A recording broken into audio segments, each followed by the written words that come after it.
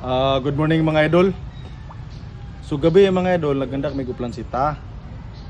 So nakoy na impound nga motor mga idol gabi sidecar.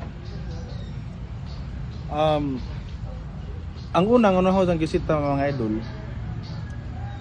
Ang nakita nako nga ang driver reckless na gud kayo mag-drive, so gipawili-wili na niya. So dili na sa mosubay sa sakto nga lane. So nababagbabag na gud yang dagan. So automatic ho ding gisita mga idol ang gipara.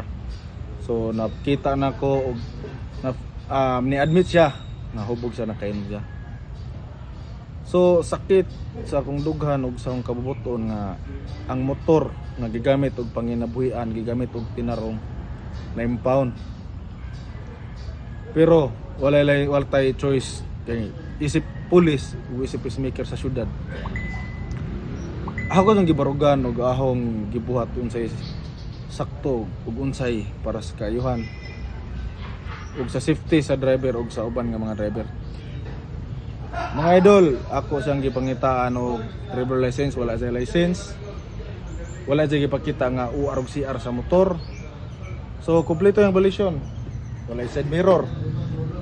Wala suga. Ngit kayo. Wala tail lights. Ayang plate number. Broken plate, di na maklaro yung plate number, dili na kompleto kay nabuhak na yung plaka. So kini ba nga mga idol no, illegal attachment siya. So single nga motor yung illegal attachment.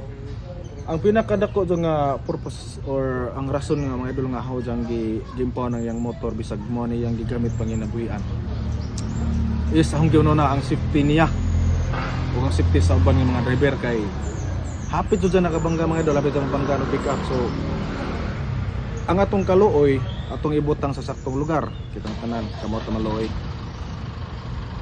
Pero dili na to paaboton nga madisgrasya o madisgrasya o mamilikiro ang kinabuhi sa driver o magkaamong po sa mga driver. So pasensya ta mga idol, ug sinabtan ta mga idol. Trabaho lang jud ko unsay sakto. So lesson learned ug pemang dunay nako dayon no, dili bawal or dili bawal ang moinom og mga inom nga makahubog. Imo nang katungod. Pero bawal ang mag-drive og mga sakyanan or motor kung nakainom na ka og imo nang makahubog. Or dili na jud kaya sa mong kagaling nga mag-drive kag sakyanan, so bawal na sa mag-drive. So tambag pa pemang nako labi na sa mga street vendors diha. So magtarong og paninda, mo obey, mosunod sa mga traffic rules na to diri sa Tagbilaran.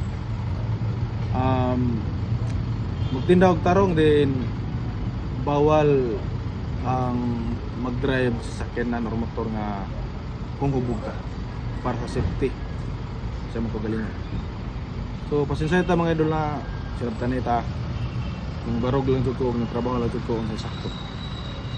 So God bless ang ping.